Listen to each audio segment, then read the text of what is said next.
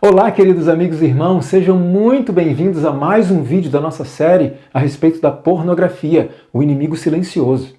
Se você ainda não assistiu ao vídeo anterior, clica no link que está aqui na descrição e assista antes de continuar esse vídeo aqui, combinado? Também não esqueça de se inscrever aqui no nosso canal e de clicar no sininho para ser avisado quando o próximo vídeo da série for publicado. Mais um detalhe, lembre de compartilhar esses vídeos com o máximo de pessoas que você puder.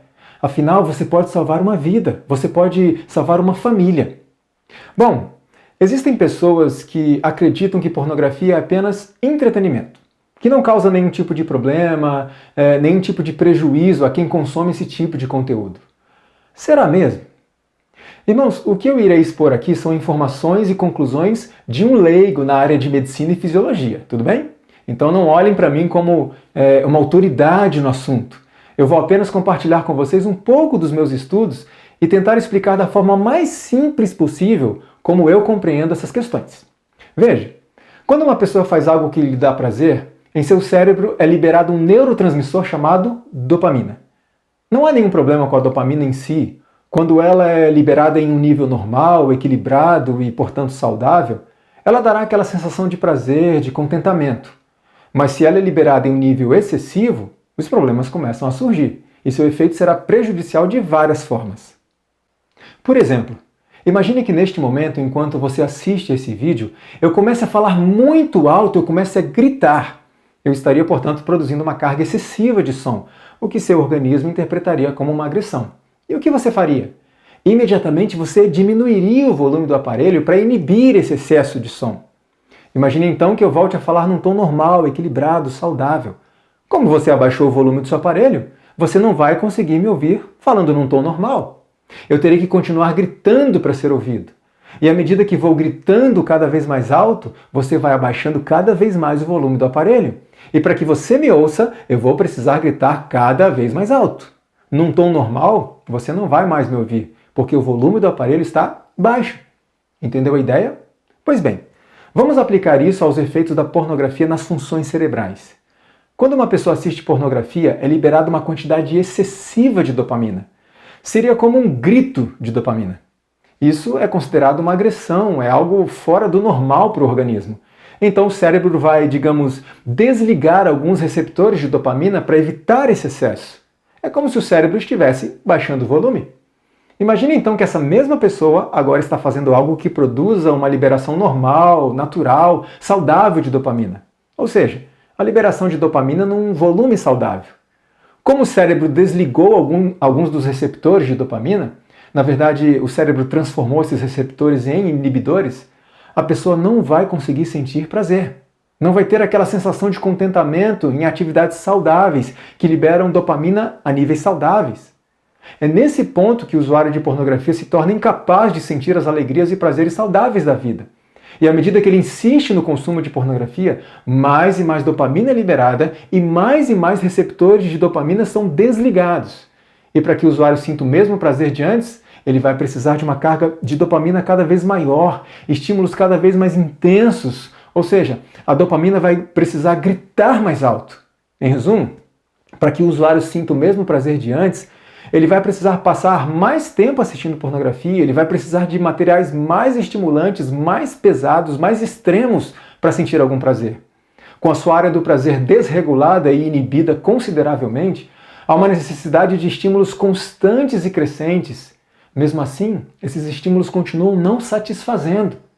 Isso foi vivenciado por um diretor de jovens que me escreveu certa vez dizendo que chegava a assistir pornografia e se masturbar 5 vezes no único dia.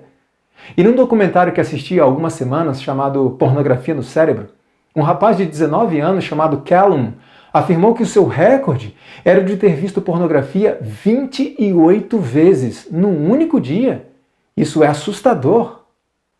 É claro que nem todos que consomem pornografia chegam a esse ponto, mas a pornografia necessariamente produz esse impulso, esse desejo, na verdade, essa necessidade de estimulação cada vez maior. E para atender essa demanda, vai exigir mais e mais tempo do usuário. Um estudo conduzido pelo Instituto Alemão Max Planck de Desenvolvimento Humano e publicado no Jornal de Psiquiatria da Associação Médica Americana, apresentou evidências de que o consumo regular de pornografia desgasta o sistema de recompensa, fazendo com que ele necessite de estimulação crescente. Se você é usuário de pornografia, muito provavelmente já se viu na seguinte situação. Veja, são 8 horas da noite, você sente vontade de assistir pornografia, mas já está cansado de cair tantas e tantas vezes nesse pecado. Então você decide o seguinte: eu vou ligar o meu computador ou o meu celular e dar só uma olhadinha em alguma coisa rápida. Pronto. Aí eu satisfaço essa minha vontade e acabou. Porém, você começa a acessar alguns sites, encontra algumas fotos e vídeos leves, mas aquilo não te satisfaz. Então você vai para outro site e outro site, assiste a um vídeo e a outro vídeo e não encontra nenhum verdadeiramente excitante para você. Então você continua na busca daquilo que te satisfaça, até que finalmente, quando você se dá conta, são 2:30 da manhã. E você ainda está ali, ainda com dificuldades para encontrar alguma coisa que seja excitante de verdade. Você talvez nem tenha percebido que os conteúdos que te excitavam antes já não dão nenhum prazer, já não satisfazem mais. Por isso o tempo vai passando e sua busca parece que nunca chega ao fim. Este é o efeito natural da inibição dos receptores de dopamina. Você precisa de mais e mais e mais e parece que continua insatisfeito. Um artigo publicado no Jornal de Pesquisa Psiquiátrica descreveu um estudo conduzido na Universidade de Cambridge, na Inglaterra, utilizando imagens de ressonância magnética. Esse estudo mostrou que o cérebro de um usuário de pornografia se habitua mais rápido às imagens sexuais, o que o impulsiona a buscar novidades, na tentativa de superar essa habituação e perda de sensibilidade causados pela própria pornografia. A tendência de passar mais e mais tempo assistindo pornografia é uma resposta à necessidade de novidades que gerem estímulo maior do que os anteriores, para que possa haver, então, uma sensação de prazer. A doutora Simone Kuhn é uma neurocientista e psicóloga PhD, reconhecida e respeitada cientista e acadêmica na Alemanha.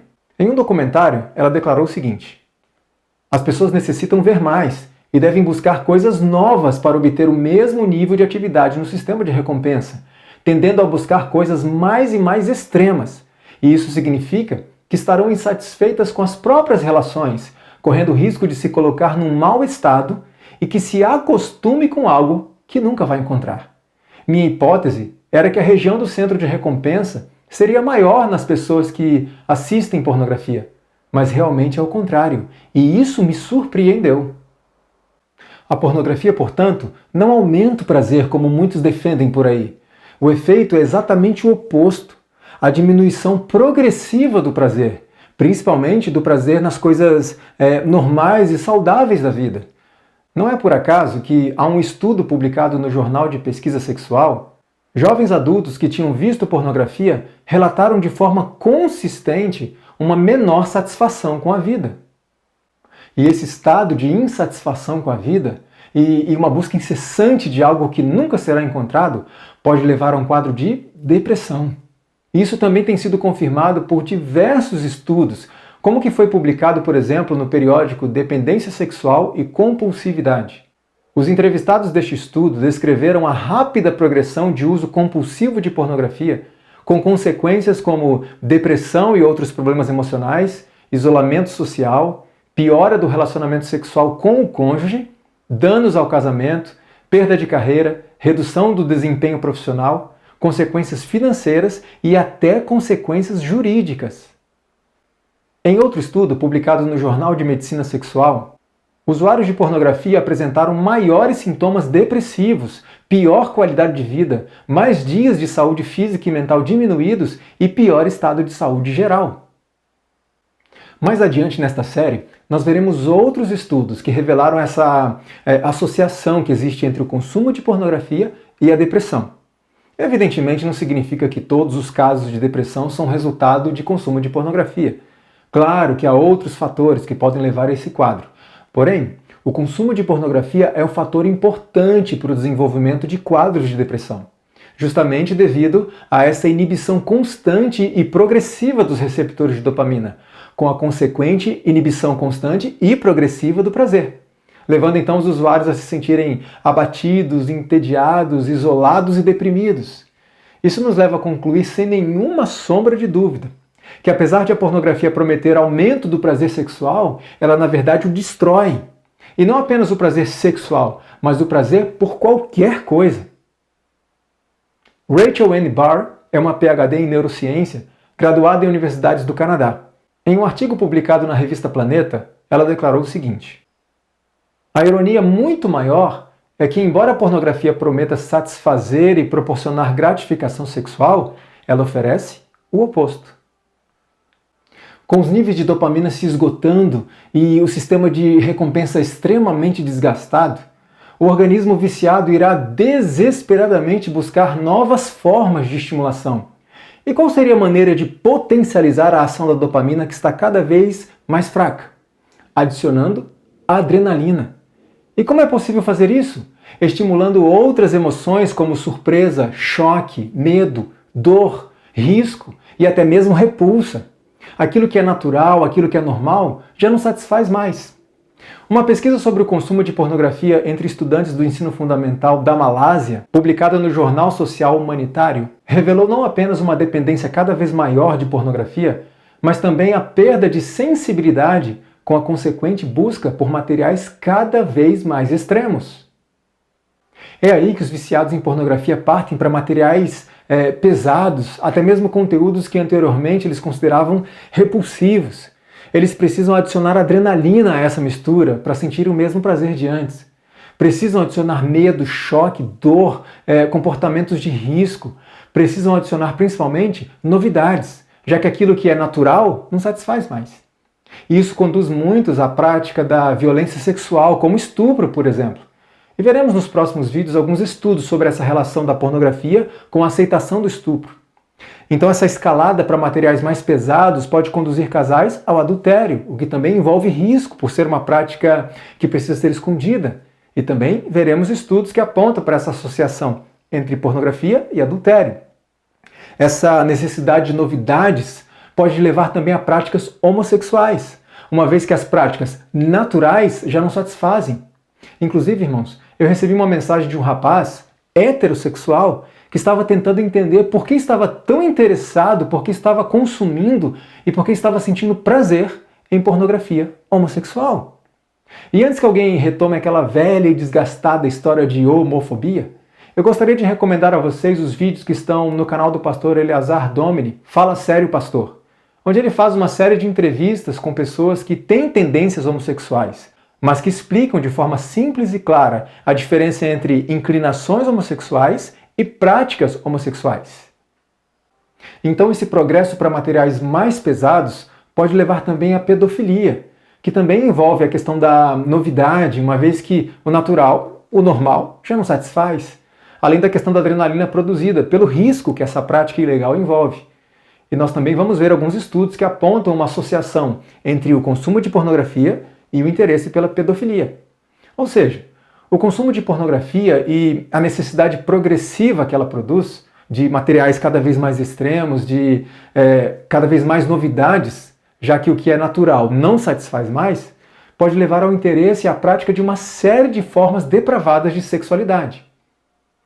Norman Doidge é um importante psiquiatra canadense, autor de livros e de mais de 100 artigos acadêmicos, científicos e populares. Ele foi citado num artigo publicado na Veja, falando a respeito dos perigos da pornografia. De acordo com o artigo, o Dr. Norman Doidge mostrou que a repugnância inicial aos conteúdos pornográficos, fruto dos naturais filtros morais, vai cedendo espaço ao acostumamento. O usuário demanda uma dose cada vez maior e mais sofisticada para obter os mesmos resultados. É a espiral da dependência. E dela brotam terríveis patologias sociais: violência, abuso sexual, pedofilia. Esse acostumamento pode ser comparado àquilo que a Bíblia define como cauterização da consciência. À medida que a consciência vai ficando cada vez mais e mais cauterizada, o enfraquecimento das percepções morais acaba levando pessoas a cometerem pecados cada vez maiores. E assim é o pecado. Ele vai nos aprisionando de tal forma, vai nos cegando, vai removendo gradativamente nosso discernimento, nosso autocontrole, que acaba nos levando a outros pecados. E isso pode ser visto na experiência do rei Davi.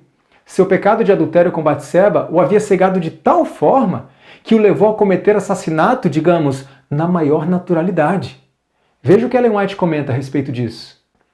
Aquele cuja delicada consciência e elevado senso de honra não lhe permitiram, mesmo em perigo de vida, estender sua mão contra o ungido do Senhor, caíra de tal maneira que pôde afrontar e assassinar um de seus soldados mais fiéis e valentes e desfrutar, sem ser incomodado, a recompensa de seu pecado. Os pecados sempre nos levam a mais e mais pecados. No periódico Pesquisa de Comunicação, foi publicado um estudo que consistia num experimento de 6 semanas, durante as quais homens e mulheres foram expostos a 1 hora de pornografia não violenta por dia. Veja, apenas 1 hora por dia e de pornografia considerada leve. De acordo com os resultados, ao final de 6 semanas, olha só, ao final de apenas 6 semanas, aproximadamente 40 dias, essas pessoas demonstraram pouco interesse nessa chamada pornografia leve, optando por assistir quase que exclusivamente a pornografia pesada, incomum, brutal. Há um estudo realizado na Suécia e publicado no Jornal Internacional de Doenças Sexualmente Transmissíveis e AIDS. Metade dos jovens participantes relatou que a pornografia inspirou seu comportamento sexual e, como consequência, eles acabaram se envolvendo em comportamentos sexuais de risco. Portanto, muitos consumidores de pornografia se sentem atraídos e passam a consumir conteúdos que anteriormente eles consideravam inadequados, antiéticos, imorais e até repulsivos. É a maneira que o corpo encontrou de potencializar o efeito da dopamina escassa, misturando com adrenalina. É o resultado da inibição de cada vez mais receptores de dopamina, o que leva o usuário a não sentir mais prazer em coisas naturais, em coisas normais. Então ele parte para uma busca daquilo que é anormal, daquilo que é antinatural. E muitos não percebem esse processo sutil e se perguntam: como eu cheguei nesse ponto? Tim Chester, em seu livro Com Toda a Pureza, conta a história de um líder cristão que estava no ministério há mais de 30 anos e foi flagrado vendo pornografia infantil em um cybercafé. A polícia foi chamada e ele teve que responder a processo judicial, correndo o risco de ir para a cadeia. Ele não tinha nenhum interesse anterior em pedofilia, mas reconheceu que a pornografia o levou cada vez mais fundo. Muitos consumidores de pornografia nem percebem que vídeos que contêm atos de depravação extrema estão surgindo sutilmente em sua lista de interesses e também nas fantasias sexuais em suas mentes. O pior de tudo é que não importa quão chocantes, quão bizarros, quão repulsivos sejam os gostos sexuais que uma pessoa tenha desenvolvido, não importa se seu vício evoluiu para práticas homossexuais, para pedofilia ou até mesmo para zoofilia, que é a relação sexual com animais, não importa. Sempre haverá produtores de pornografia esperando para criar e vender conteúdos desse tipo. O problema ainda maior é que, à medida que o usuário presencia atos sexuais cada vez mais depravados, ele começa a ser imperceptivelmente moldado, passando a considerar esses comportamentos como comuns, normais e até aceitáveis. Irmãos, quantas mulheres têm sofrido abusos de seus próprios maridos na intimidade do lar? E eles acham isso muito normal. Nós vamos falar disso mais adiante nesta série, num vídeo específico sobre como a pornografia afeta o matrimônio. É óbvio que nem todos os usuários de pornografia se tornarão violentos, pedófilos, estupradores, mas a realidade é que mesmo o consumo esporádico de pornografia, ainda que seja aquela considerada leve, tem o imenso poder de sutilmente moldar nossas ideias, nossos conceitos, nossos valores e, consequentemente, molda o nosso comportamento de alguma forma, em maior ou menor grau. No site oficial do Parlamento da Austrália, foi publicado um artigo relacionado aos danos que o acesso à pornografia na internet estava causando às crianças australianas.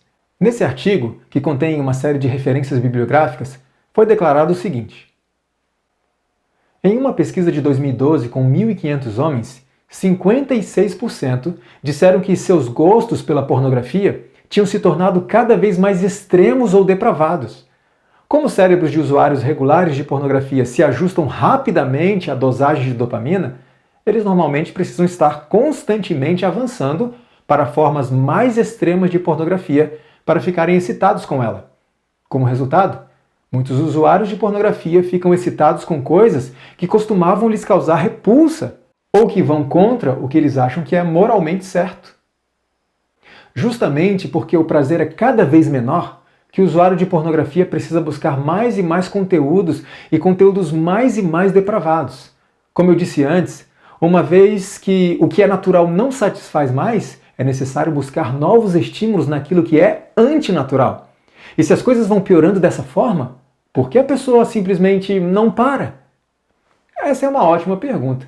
E acredito ser a mais comum entre os usuários de pornografia que compreenderam os prejuízos causados a si mesmos. Um dia eu recebi um e-mail de um rapaz que me disse o seguinte: você se sente derrotado todas as vezes que acessa a esses conteúdos pornográficos. Isso vai minando nossas forças de reação diante desse comportamento. Ficamos sem entender como não conseguimos parar.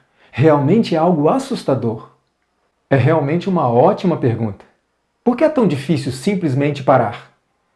Uma pesquisa científica, cujos resultados foram publicados na revista Nature, revelou que a resposta pode estar numa proteína chamada delta-FOSB.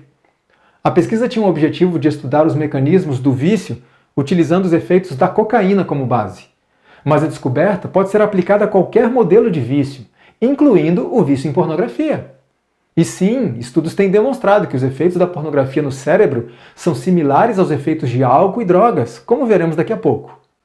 Eu vou tentar explicar essa questão da proteína delta-FOSB de uma forma simples e didática. Veja, quando uma ação gera prazer, o organismo vai querer sentir aquilo novamente. Por isso, ele tem um mecanismo para garantir que você repita aquela ação. O cérebro vai construindo novas vias nervosas que conectam a ação à reação, ou seja, conectam o que você fez com o prazer que você sentiu. A associação entre a atividade executada e a recompensa obtida acontece automaticamente, porque, como se diz, neurônios que disparam juntos acabam se alinhando. Com a ajuda dessa proteína chamada delta-FOSB, novas conexões cerebrais são criadas para que você possa lembrar da experiência e repeti-la. Quanto mais frequentemente a experiência é repetida, mais fortes são essas conexões nervosas, tornando mais fácil repetir aquela ação. Se torna algo mecânico. Eu vou usar uma analogia para ficar mais simples e claro, veja. Essa é a foto do lado externo ao quintal aqui do sítio onde eu vivo com a minha esposa. Observe essa trilha de terra batida que está cortando o mato. Ela não existia há algum tempo atrás. Aqui havia apenas mato. Porém, um criador de gado aqui da região trouxe seus animais para pastarem aqui. Esses bois e vacas começaram a passar por aqui diariamente. Com o tempo, o mato foi diminuindo, foi morrendo, e à medida que os animais continuavam passando por aqui, foi se formando um rastro bem definido. Agora, esses animais têm mais facilidade de encontrar o caminho por onde devem passar. Eles não têm nenhuma dúvida de que trajeto fazer. Eles passam por aqui naturalmente. Não só porque é onde o caminho está aberto, está delineado, está marcado, mas porque eles se acostumaram a passar por aqui. Pois bem, no cérebro acontece algo parecido. À medida que uma ação produz uma reação prazerosa, a dopamina vai atravessando o cérebro e a proteína delta-FOSB vai marcando o caminho para facilitar a passagem por ali de novo. A cada repetição daquela ação, essa trilha vai ficando cada vez mais acentuada. Com repetições frequentes, o caminho neural ficará tão forte que você estará repetindo aquela ação sem nem pensar, quase que naturalmente. Você será então facilmente atraído para aquela atividade. Na questão da pornografia, quanto mais uma pessoa assiste, mais ela acentua essa trilha, mais ela acentua esse caminho neural. Isso vai tornar ainda mais fácil e prático para ela passar por ali novamente. Ela se sentirá cada vez mais atraída à pornografia, mesmo que não sinta o mesmo prazer de antes. Voltando ao exemplo do gado andando pela trilha, imagine que o dono dos animais os levasse embora daqui. Aquela trilha desapareceria instantaneamente? De forma alguma. Ainda levaria um bom tempo para que o mato brotasse, e mais tempo ainda para que o mato crescesse o suficiente para cobrir a trilha completamente, para fazer a trilha desaparecer totalmente. Da mesma forma, quando o usuário de pornografia decide parar de assistir, aquele desejo intenso não vai embora instantaneamente. A luta continua intensa por um bom tempo, pois os rastros deixados pela proteína delta-FOSB ainda vão permanecer ali por um bom tempo, mesmo depois da total abstenção. É por isso que, por exemplo, há experiências de pessoas que decidiram parar de assistir pornografia, criaram estratégias para ajudar nesse processo, e depois de passarem muito tempo sem assistir, a primeira recaída as leva a várias outras recaídas seguidas. Por exemplo, imagine um jovem que conseguiu se abster de pornografia por 6 meses. Geralmente, quando ele tem uma recaída depois desse período, ele acaba consumindo novamente durante, digamos, uma semana inteira, até reunir novas forças para se abster de novo. O problema é que ainda há vestígios daquela trilha, e a recaída faz com que a trilha se acentue mais rapidamente do que quando ela não existia. Por isso, geralmente, uma recaída puxa outras num período muito curto de tempo.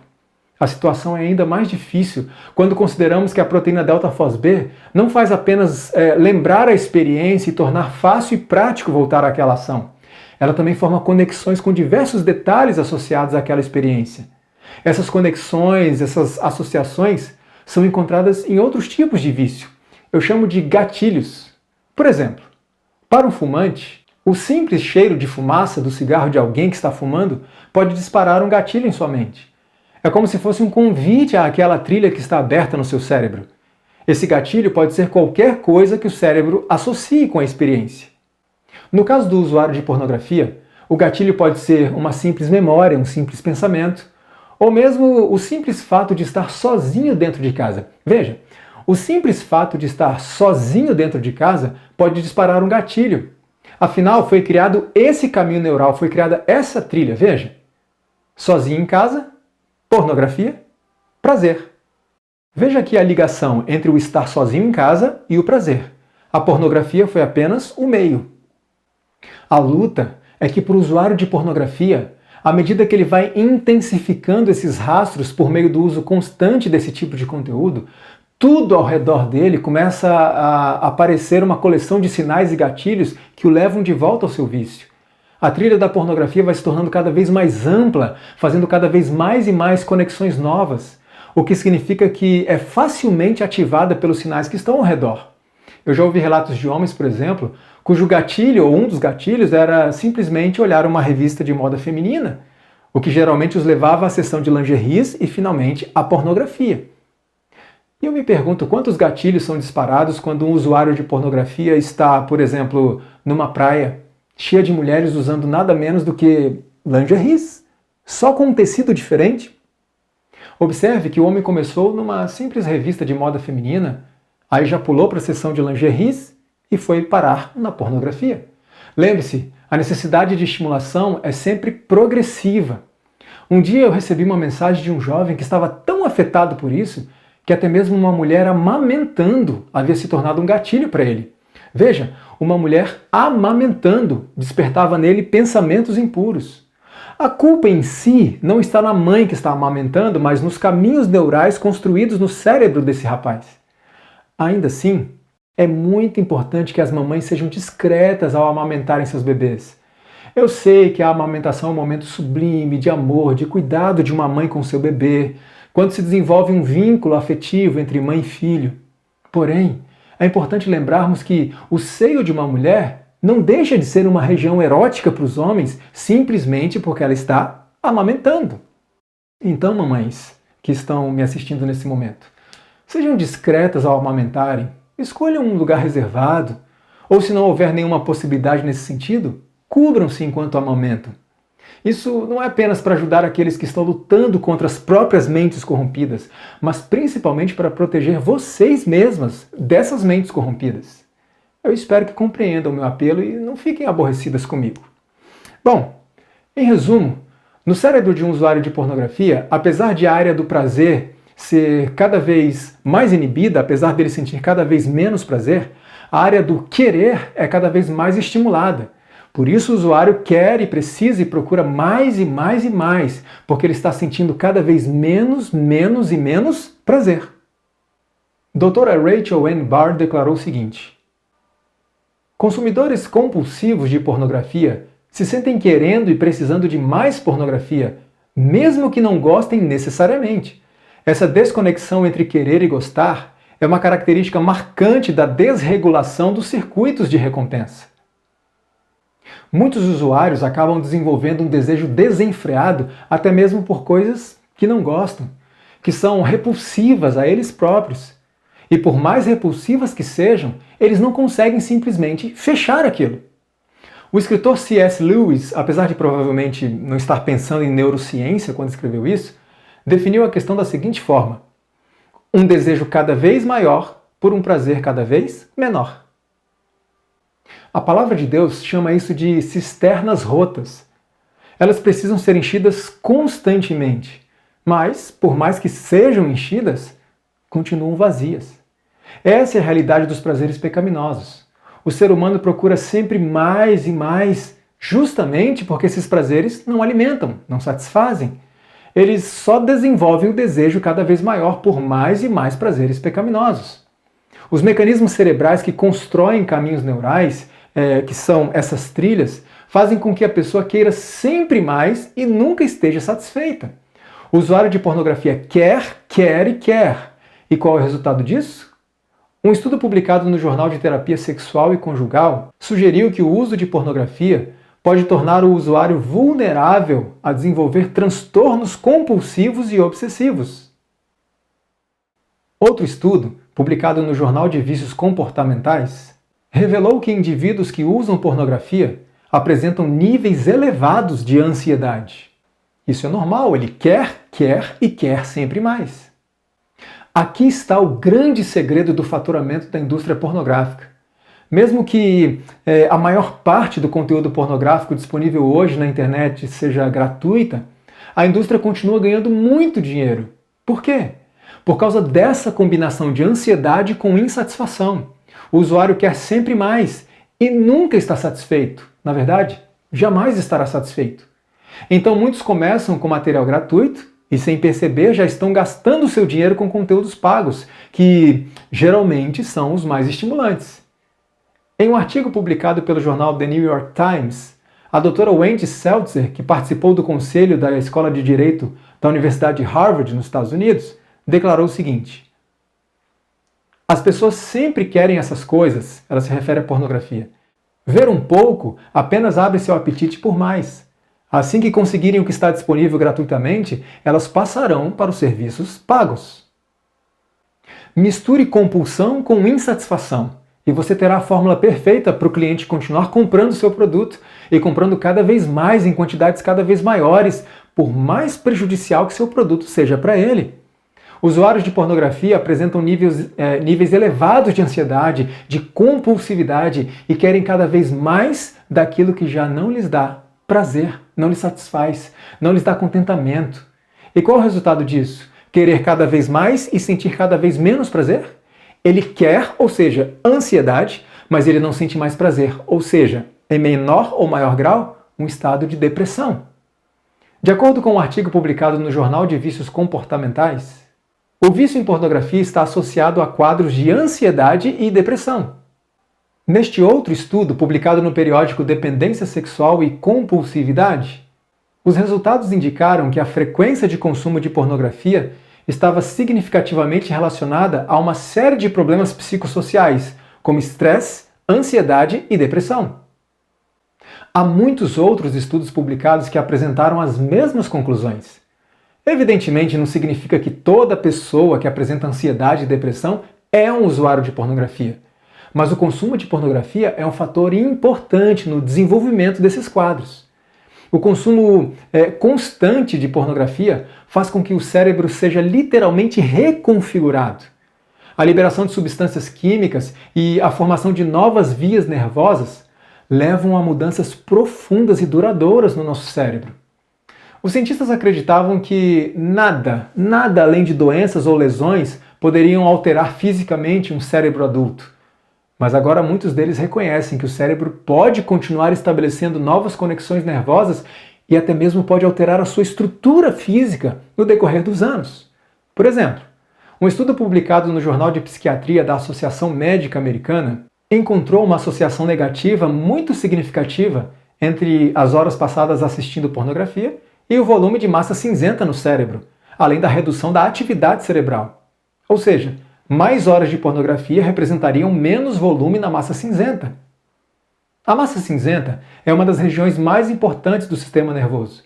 Ela possui uma grande concentração de neurônios, creio que seja até a região com maior concentração de neurônios. Ela forma o córtex cerebral, que é responsável por diversas funções importantes, incluindo funções ligadas à consciência, ao raciocínio, à percepção, à capacidade de pensar e decidir, ao julgamento, ao desenvolvimento intelectual, à força de vontade, entre outras. Observe quantas funções importantes são prejudicadas quando há redução do volume da massa cinzenta. Aliás, apenas a título de curiosidade, sabe o que mais é capaz de produzir esse mesmo efeito de redução da massa cinzenta? Um estudo publicado recentemente na revista Córtex Cerebral sugeriu que o consumo de cafeína também pode reduzir o volume da massa cinzenta do cérebro. E não importa se essa cafeína foi introduzida no organismo por meio do próprio café ou por meio da Coca-Cola. Então, precisamos rever nossos hábitos sob um aspecto muito mais amplo e muito mais profundo do que simplesmente é pecado tomar Coca-Cola? Além da cafeína, o consumo de álcool também pode causar o mesmo efeito de redução da massa cinzenta, o que não é nenhuma surpresa. A doutora Simone Kuhn declarou o seguinte: a matéria cinzenta do centro de recompensa é geralmente menor nas pessoas que veem pornografia. Quanto mais pornografia alguém assiste, a região de recompensa estará pior conectada com o córtex pré-frontal. Seu córtex pré-frontal é menos capaz de controlar as atividades da região de recompensa, porque a conexão entre o córtex pré-frontal, que é o mecanismo de freio do sistema de recompensa, é menos forte. Observe a importância dessa informação. De acordo com a doutora Simone Kuhn, há uma perda de conexão entre o centro de recompensa e o córtex pré-frontal. O problema é que o córtex pré-frontal funciona exatamente como um regulador do sistema de recompensa, como uma espécie de freio do sistema de recompensa, produzindo aquela sensação de saciedade e dando condições para que o indivíduo diga: ok, já está bom, estou satisfeito, não preciso de mais. Quando há essa desconexão, não existe freio para o sistema de recompensa e, portanto, o estar satisfeito não acontece. O resultado é a constante insatisfação. A doutora Rachel N. Barr declarou o seguinte: o uso de pornografia tem sido correlacionado com o desgaste do córtex pré-frontal, a região do cérebro que abriga funções executivas como moralidade, força de vontade e controle de impulsos. O dano ao córtex pré-frontal na idade adulta é denominado hipofrontalidade, que predispõe o indivíduo a se comportar compulsivamente e a tomar decisões ruins. Um estudo publicado no periódico Cyberpsicologia, Comportamento e Redes Sociais demonstrou que o uso de pornografia aumenta a impulsividade e pode reduzir certas funções executivas como autocontrole, julgamento, previsão de consequências e controle de impulsos. Portanto, os prejuízos causados ao córtex pré-frontal pelo consumo de pornografia levam o usuário à perda do controle de seus próprios impulsos, à perda da sua força de vontade e até mesmo à perda do seu discernimento moral. Isso, somado à necessidade constante de estímulos mais acentuados e antinaturais, é uma fórmula perfeita para o desastre moral e espiritual na vida do indivíduo. Não é por acaso que uma pesquisa feita por telefone com crianças e adolescentes de 10 a 17 anos e publicada no periódico Cyberpsicologia e Comportamento apresentou evidências de que os que consomem pornografia são significativamente mais propensos a revelar comportamento delinquente. Ou seja, não têm discernimento, são impulsivos e não medem as consequências dos próprios atos. Outra pesquisa, da qual participaram 529 alunos do ensino médio da Grécia e que foi publicada no mesmo periódico, Cyberpsicologia e Comportamento, revelou que os usuários de sites pornográficos eram 2 vezes mais propensos a ter problemas de conduta anormais e desajustamento social. Não é difícil de compreender isso. Uma vez que estímulos naturais não satisfazem mais, cria-se então uma necessidade de estímulos antinaturais, de estímulos anormais. Esse estado mental em que uma pessoa não tem controle sobre si mesma, não tem capacidade de prever e de medir as consequências dos seus próprios atos, agindo, portanto, de forma impulsiva, nos remete à fase da infância, quando ainda não temos certas funções cerebrais bem desenvolvidas. Ou seja, parece que o consumo de pornografia leva a uma espécie de retrocesso mental. E não foi por acaso que a doutora Rachel N. Barr declarou o seguinte: ver pornografia faz o cérebro regredir a um estado mais juvenil. A pornografia faz com que o desejo por prazer e o controle sobre esse desejo percam sua conexão. O discernimento moral fica comprometido e o domínio próprio é perdido de tal forma que a pessoa passa não apenas a consumir materiais mais fortes, mais chocantes, mais pesados, mas também é facilmente levada a cometer outros pecados. é levada a atos de delinquência e comportamentos socialmente anormais, como as pesquisas apontaram. Todas essas perdas sofridas pelo cérebro criam um ambiente perfeito para a instalação de um vício. E muitos ainda hoje têm dificuldades de reconhecer a pornografia como um verdadeiro vício, tanto quanto álcool, drogas e outros. Porém, um artigo publicado no periódico Ciências Comportamentais resumiu as conclusões de uma investigação de dezenas de estudos baseados na neurociência que apoiam a conclusão de que o vício em pornografia compartilha mecanismos básicos semelhantes aos do vício em substâncias. Outro artigo, publicado no periódico alemão Terapia de Vício, também resumiu estudos de neuroimagem que apoiam semelhanças significativas entre o vício em cibersexo e outros vícios comportamentais e a dependência de substâncias. Um capítulo de revisão de artigos publicado no livro Vício e Internet concluiu que há estudos neurobiológicos suficientes para apoiar o conceito de um vício em pornografia. E um artigo publicado na revista Neuropsicofarmacologia apresentou estudos que encontraram em viciados em pornografia o mesmo padrão de atividade cerebral encontrado em viciados em drogas e álcool. Devido à própria tolerância causada pela inibição dos receptores de dopamina, o uso de pornografia pode levar inclusive uma pessoa ao consumo de drogas, como uma forma de obter estímulos mais intensos. Inclusive, uma pesquisa feita com crianças e adolescentes de 10 a 17 anos, que eu já citei anteriormente, e foi publicada no periódico Cyberpsicologia e Comportamento, revelou que os participantes que se expuseram intencionalmente à pornografia eram significativamente mais propensos a relatar consumo de substâncias. A ciência tem repensado a ideia de que, para se ter um vício, é necessário que seja introduzida uma substância física no organismo, como acontece, por exemplo, com o cigarro, com o álcool e com as drogas. Parece que o consumo de pornografia pode trazer todos os sinais e perigos de um verdadeiro vício. Inclusive, eu estava dando uma palestra a respeito de pornografia a um grupo de homens há um tempo atrás, e entre eles havia um senhor de aproximadamente 60 anos de idade. Ele começou a fazer perguntas e comentários interessantes relacionados àquilo que ele próprio estava vivenciando. À medida que eu falava, ele identificava efeitos similares em sua própria experiência. Mas o que me chamou a atenção foi que ele não era viciado em pornografia, ele era viciado em álcool. Ou seja, enquanto eu apresentava estudos relacionados à pornografia e às reações do organismo, ele se identificou com aqueles estudos, mas por causa do seu vício em álcool. E nas sugestões que eu dei àqueles que queriam se libertar do vício em pornografia, ele identificou uma saída para se libertar do seu vício em álcool. Então, se depois de tudo isso você ainda duvida que a pornografia vicia, faça um teste. Tente simplesmente parar de assistir e veja se é assim tão simples. Uma pergunta que muitos me fazem é a seguinte: é possível reverter esses efeitos prejudiciais causados ao cérebro?